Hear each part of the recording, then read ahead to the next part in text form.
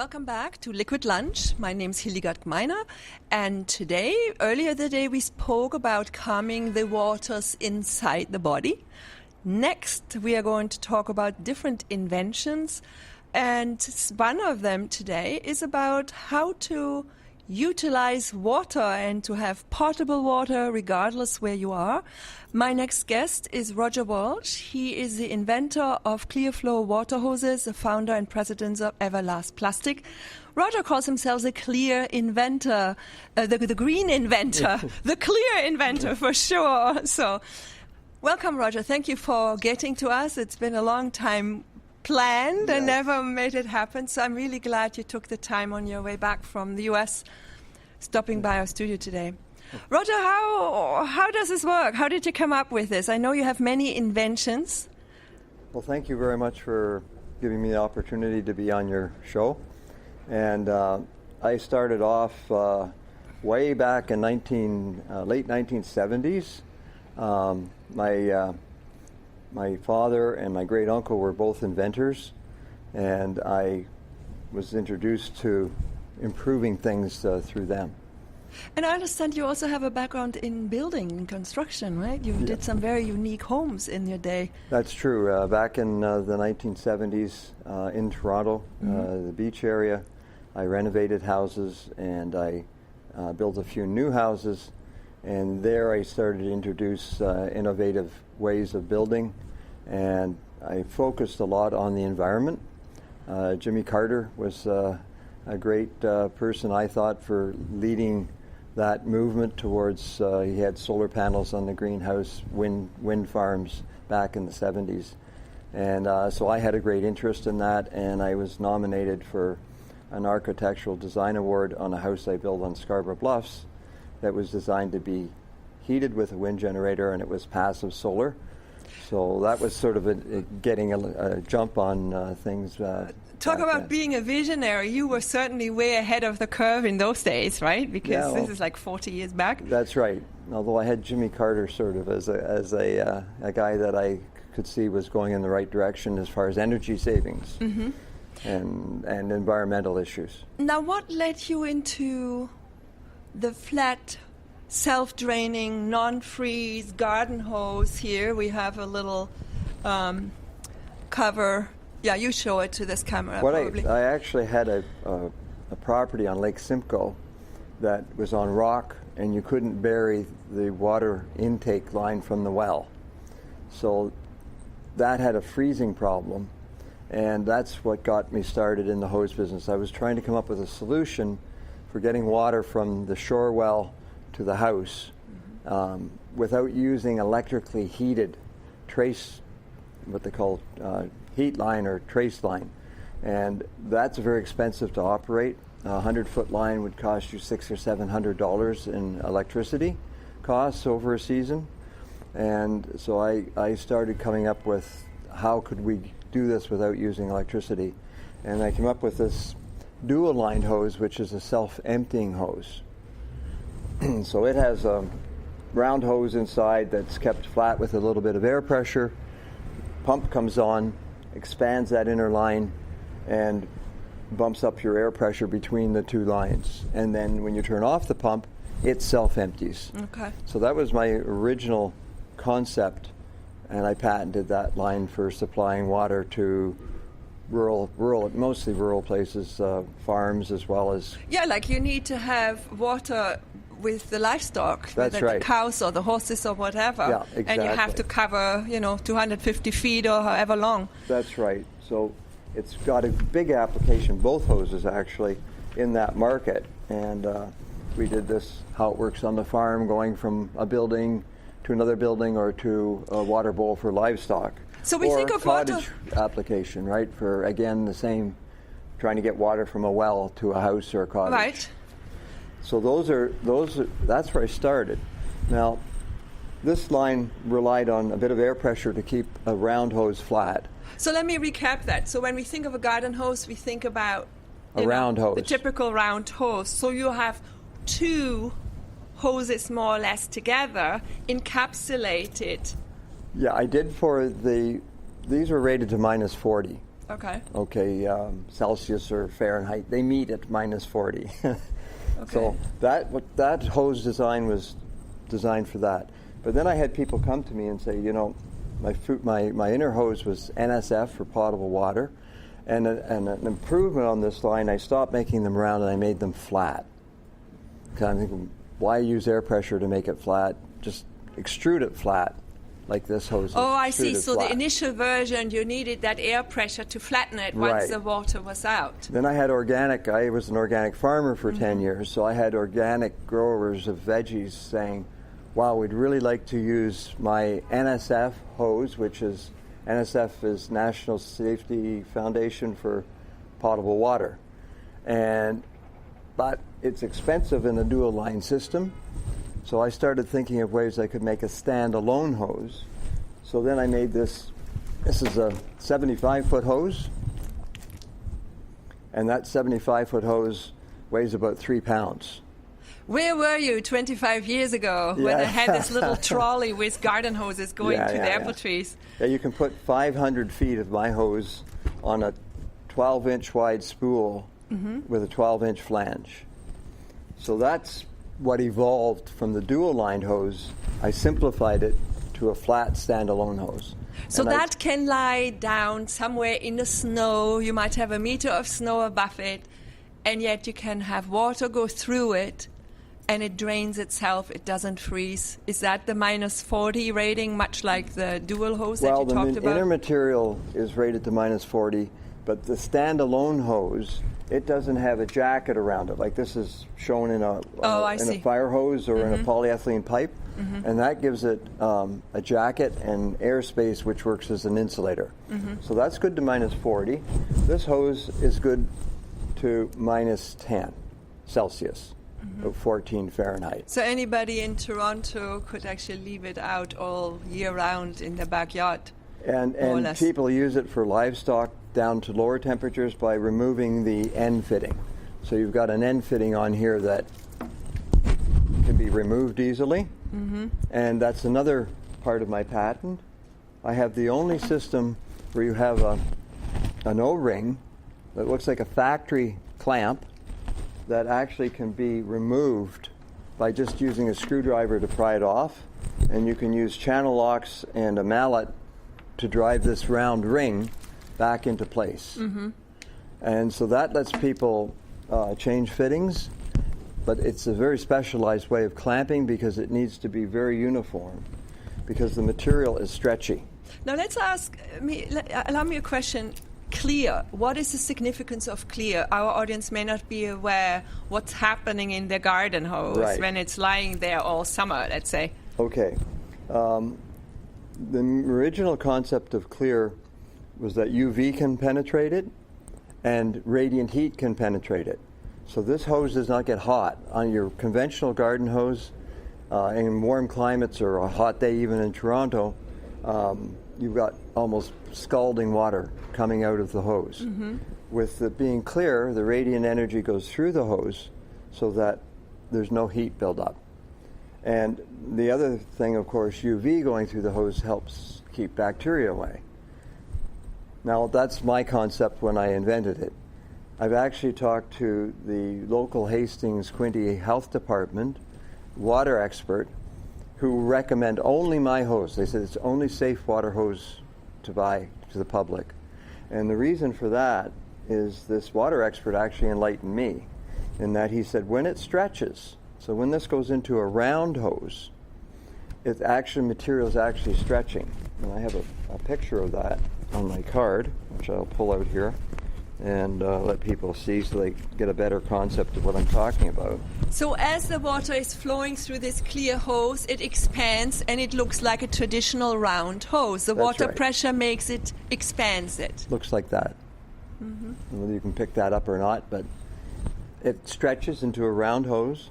And when it stretches, there's a static charge created on the surface because of the molecular movement of it stretching. Bacteria and algae won't go anywhere near that static charge.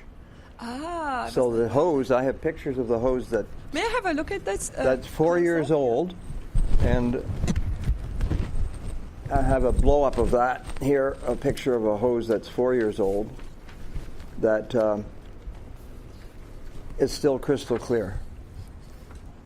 And that's because algae or bacteria, anything like that, will not go anywhere near because of the static charge every time it moves. So there is no growth possible. So this makes it ideal for RVs or cottages. Well, even big companies, we've had organic growers that have just rinsed off their organic produce with a regular hose and had it rejected when they took it to market because the chemicals from the existing regular hose polluted the crop. You bring up a good point. We are not scientists, the average consumer. What's the difference in material? Obviously, your plastic is different than my regular garden variety green garden hose I bought somewhere. Absolutely. This material is polyurethane. It's a very inert material, so it doesn't give off and it doesn't pick up. So it's a much more expensive material. Your regular garden hoses are typically made out of PVC, which is a really nasty plastic. You probably heard about kids' PVC toys and all the problems. Yeah.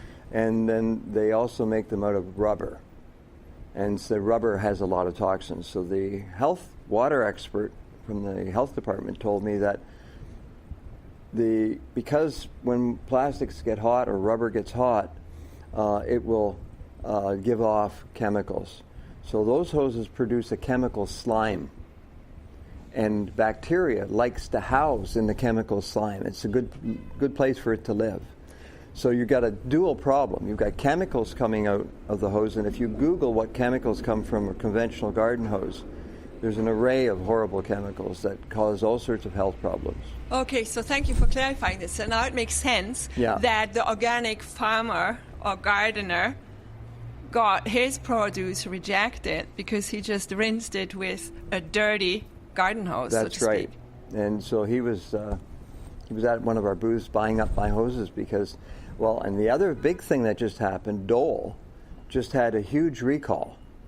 All of Canada and half of the United States, their packaged garden veggies had to be recalled because of a water-based Impurity? bacteria problem. And so I'm trying to contact Dole because if they're using regular hoses to wash the organic produce as it comes off the field, or any produce for that matter, whether it's organic or not. Who knew? I didn't know. Yeah. I gardened. I used my regular garden hose to water, and I did my best to keep my soil organic, and chances are there was not so good things coming out of my hose. Yeah, and the vast majority of growers haven't thought of the hose as a problem. Yeah. And Evergreen, who are people here in Toronto, non-for-profit organization trying to educate people about the benefits of growing organically. They're located on Bayview Avenue, right, in the where the Don Valley Parkway is, in the Don Valley Parkway, and they have tons of school children come in, and they're really working hard at being environmentally sound educators. And they've actually they're just ordering my hose in bulk rolls, and every 10 feet we you can probably see it on this hose, we label the hose every 10 feet, so a retailer can have this 500-foot spool and make custom lengths, because they're catering to a lot of people with apartments or townhouses who have balcony gardens. So now they only need 15 or 20 feet to reach the sink to the balcony to water. And the beautiful thing with my hose, my 25-foot hose empties in 3 seconds. So now you don't have a mess or fuss with the water, and it's so compact. So you could actually take it from the kitchen sink through the dining and living room, out the balcony door, water your plant, you don't have to carry your water. Ideal. Now, where else do you distribute it? I know you have a major retailer here in Toronto using it. Home Hardware. So they comes under the Mark's Choice label with Home Hardware. And they have two labels. The first one was the Clear Flow hose with Mark's Choice, and then All Season Clear hose. They wanted to focus more on the winter uses And there are a lot of winter uses. If you want to wash the salt off your car, if you're a senior and you have arthritis and you don't want to chop ice, just take warm water and it melts the ice for you. So there's a lot of course, the typical skating rinks. Yeah, you want your kids to skate in the backyard, you flood the backyard. That's right. And then if you're a farmer, it's a huge thing for farmers because as a farmer, you've got livestock. So you're trying to get water to horses all season, all year round through the winter. And it's a big headache. They have to take regular hoses and try to drain them. And then there's the bacteria issue. That'll make horses sick. Now, question. Do you make containers thinking about the horses and their kind of barrels from which they're drinking? Is that something down the pipe that you come up with? Do you have I see what you're saying. A good plastic container? Yeah, an NSF. Home Hardware have been terrific in this field. That's why I chose them as a retailer because they're getting rid of their chemicals for their gardens and they're assuring that containers they sell are NSF for potable water. And it's a big difference between NSF 61 and food grade approval. So now the hoses that are out there that are, quote, drinking water safe are typically made from food grade plastics. And that's a big difference. They're still using PVC. So there's a big difference between food grade plastics and potable water. So when I go into Home Hardware, I will find it on the label, food grade. Will it say that? Yeah, well, what they say is drinking water safe, like a lot of the white RV hoses are, quote, drinking water safe, but they're using food grade plastics, not NSF. And so there's a fine line there in between. So what I do, I make a sign for Home Hardware that says, stop and smell the hoses. And you can literally pick up any of their other hoses and you smell them, they smell of plastic or rubber. And they're putting antibacterial things in the drinking water PVC hoses to try to stop the bacteria from building up.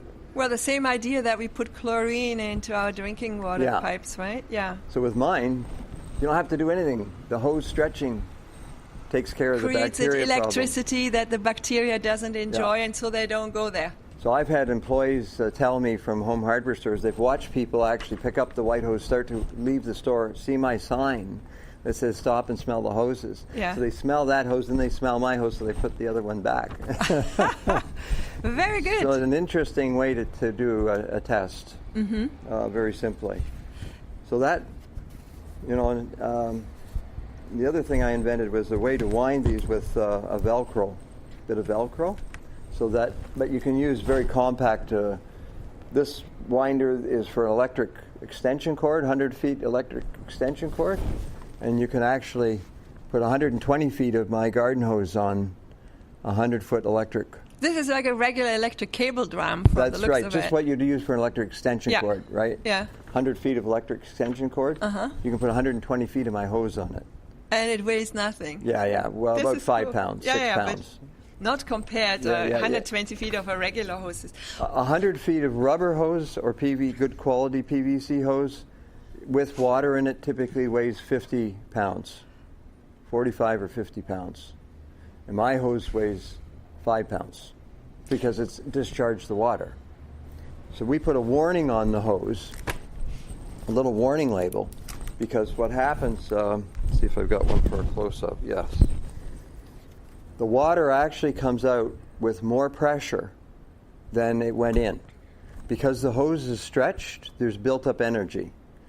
So if you're at the end of the hose you can't quite reach, if you shut off the nozzle and wait a few seconds, open it up again, it'll shoot the water an extra 10 feet.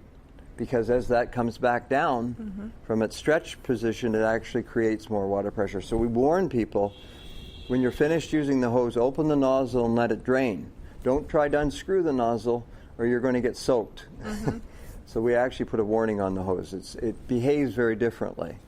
Yeah, that may be unpleasant on a cold day. Yeah. Don't mind it in the hot. It can even be dangerous because if you've got a brass nozzle, it could actually fire it like a projectile as it comes off the fittings. And my fittings are nylon, so they're also flexible. You can drive over them.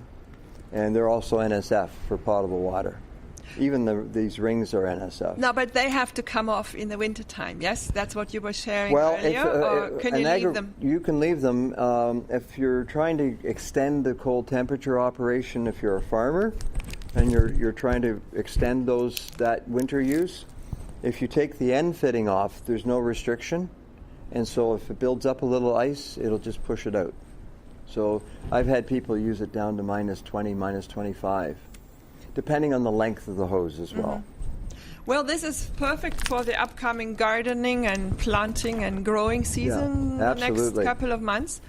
And it's better than a drinking water bottle. So that's why on my card, which is sold over Amazon, this hose, I've shown a young person drinking.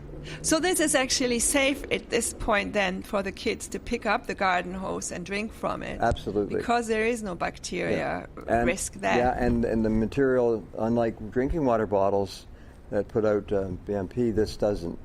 It's actually better than a drinking water bottle, my hoses. Okay. You were mentioning fire departments earlier. What do you do for the professional other thing, my dual-lined hose, we have a fire hose, and I'm actually, in the U.S., my hose is being made by a fire hose manufacturer. And so we're talking now about using the same principle with fire hoses. So if you turn this a little bit to the camera, the yellow on the right is the an actual fire hose. And on the inside, it has this dual hose technology. It actually just has this type of hose, just one, with a little thinner line, and that now enables that fire hose to self-empty. So they're looking at that, implementing it to firefighters for two reasons. One, if you get a big 2 or 3 inch fire hose full of water 100 feet long, it's very heavy, and you need two firemen to move it. Yeah. What I'm proposing is you can simply have a automatic way of turning the water off at the truck, and the hose will empty itself. So now the hose weighs enough, so much more lighter, that one fireman can move it. Okay. But in rural areas, the hoses freeze. If you've got a 30 below temperature and a wind chill, their fire hoses freeze before they can roll them up and try to discharge them manually. My 100-foot hose is empty in about 9 seconds. So therefore, there is less breakage, there's less damage done, hopefully, or what is the benefit then? If their hoses are frozen, they have to take them back to the station to thaw them out. They've told me they've lost houses because they've had a big fire and all their hoses are frozen. God. They have to wait till the thing thaws out. In the meantime, another fire pops up, and they have no hoses to fight it. Hence the story, we have yet to lose a foundation. Yeah, that's right. But I heard a fireman say this once, and I thought that was not very cool. That's a good one. Anyway, that is very, very interesting. Do you have any last words? Because we are almost out of time here. How can people get in touch with you? We know they can get them at the home hardware stores. Yeah. Clearflowwaterhose.com or home hardware stores in Canada, or the place I mentioned on Bayview, which is the green Evergreen. Evergreen. They sell them. Yes. Is that where the old glass company? Yeah, there used to be a big factory there. Oh yeah, the big chimney is there. Yeah. On and right on west Bayview. Side of the DB. Yeah, west DB. side of Bayview, just north of Bloor. Yeah. And they're a great non-for-profit organization. They're just trying to get the message out to be green. Well, I think it's amazing. I didn't know that you had this kind of a tool for, apartment and condo dwellers in the city here as well. It's wonderful. And hoses go so many places as well. There's all sorts of applications for commercial, where this is clear and it saves product when they're putting it through, food industry, that sort of thing. The other thing I'll quickly mention is that my next project is I have a pump. And my pump technology will save a huge amount of energy. Yeah. And it runs on about a quarter of the energy that conventional pumps use, and it doesn't freeze. And last year, worldwide, they sold $40 billion worth of pumps. So we're talking pumps to go into well to supply a household with water? I've talked to the City of Toronto, one of their senior people from the waterworks in the beaches, and he was just amazed. If you look at the pumps the city uses to create water pressure for the city, the technology is like 50 years old, 60 years old. And I could totally save the city a huge amount of energy. And then that lends itself to people in developing countries as well. Water, the United Nations has pegged water as the most important issue of this century. Oh, sure. And so getting water to people, interesting quick little statistic, how much of the water that falls and melts from snow do you think goes back to the ground table? Very little. 6%. Very little, yeah. So that's a resource. It's not something that's replenished very quickly. It takes many, many years, many decades for it to rebuild. And so diminishing water table for water supply is a huge problem. Well, it's a huge issue in Africa, like Niger and all of these places, the water table where, let's say, a grandmother, just 80 years back, was living in front of a lake. Yeah. It's all dried up. They now have to have 150, 180 feet deep wells. It used to be just 10 feet and you had water. Yeah, and it's been in just one generation. It's really scary. And that's based to the population explosion on the planet and to global warming, which evaporates more heat, evaporates the water, and then we're getting these new category storms and tornadoes, hurricanes. It's all because there's more heat and more water. I have one of my people golfs with a man that just retired out of the Arctic, and when he started, his job was to monitor ice thickness. When he started, it was 25 feet thick, and 30 years later, it's 5 feet. Yeah. So all that water is going somewhere, and it's going into the environment, and with increased heat, you're getting more evaporation, so that's what's feeding the storms and flooding and all the other So problems. When can we have the pump? We can have you back to talk about the pump. Yeah. Any timeline on that yet? Well, I could talk about the pump, but I'm trying to get funding to get to make that happen. Yeah, I have prototypes of the pump, but as far as getting it manufactured for market. Wonderful. Yeah. Well, it's been really nice to have you finally on the show, well, thank Roger. you very much. And we can hope that many people go out and buy their hoses by the yard, right? Or by the meter. You can, does Home Hardware do that? Like you could go and say 2 meter or meter 50 or 4.5 meters. Some of the home hardware stores do that. Yeah. But the Evergreen does that? Evergreen in Toronto does that. And I'm hoping to get Ace Hardware in the U.S. And expand those choices for people. And it helps me from a funding standpoint to go on to my next project. As an environmentalist, that's my main focus. It's not about necessarily making a lot of money. It's more about being able to I have 30 patents, so getting my other products to market. Well, hey, that's explicable then that you are a busy person and things change in your agenda very quickly. Yeah. Thanks so much for being here, and hope to see you very soon. So this is roger-walsh and the Everlast Plastics company who brought about the clear, self-draining all-season hoses. And you can reach Roger by going to www.allseasonwaterhose.com. Yes? Thank you so much, and please stay with us here in Liquid Lunch. We are sticking with inventions, and we are going to hear from Professor Gangali and Professor Hensel, where we discover what they have done already as far as keeping the air clean, indoor air quality we're discussing. We're talking about cleaning of water purification as well, and how to reduce the exhaust coming from our diesel and gas engines. So please stay tuned here with us at Liquid Lunch this Friday here in Toronto, the 26th of February. We'll be back in a minute.